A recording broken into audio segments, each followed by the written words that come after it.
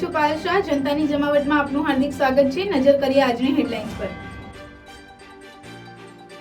પ્રેમ પ્રકરણમાં પ્રેમિકાના પતિએ પ્રેમીને ખતમ કરવા બોક્સમાં એમોનિયમ નાઇટ્રેટ અને ડિટોનેટર ભરીને પાર્સલ મોકલ્યું હતું। પાર્સલ ખોલતા જ ધડાકો થયો હતો। બ્લાસ્ટ થતા યુવક જીતેન્દ્ર સહિત 2 લોકોના મોત નીપજ્યા હતા। પોલીસે હાલ જયંતિ વણજારાની ધરપકડ કરી છે। સુરક્ષા વ્યવસ્થા સામે સંકળાયેલા કર્મીઓનું મતદાન। લોકસભા ચૂંટણી માટે 8600 કર્મીઓનું પોર્ટલ બેલેટથી વોટિંગ।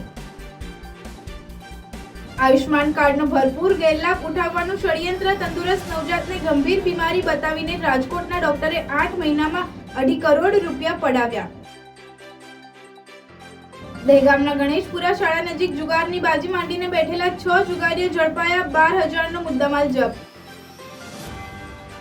ખોડલધામથી ક્ષત્રિયોની નવી ચેલેન્જ। પાટીદારોનો સાથ મળ્યાનો દાવો। ગેહલોત મોદી પર બગડ્યા।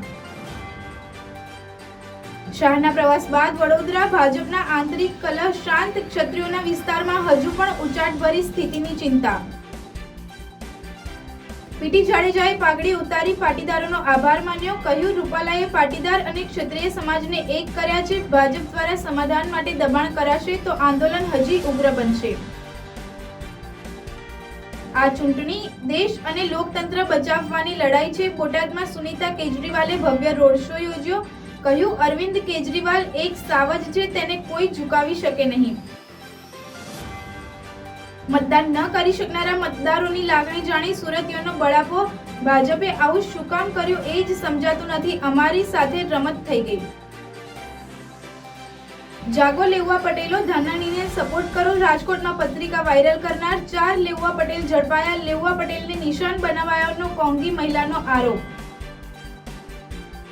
તો ફરીથી મળીશું આ જ સમયે આ જ ચેનલ પર। ત્યાં સુધી આપ જોતા રહો જનતાની જમાવટ ન્યૂઝ। નમસ્કાર।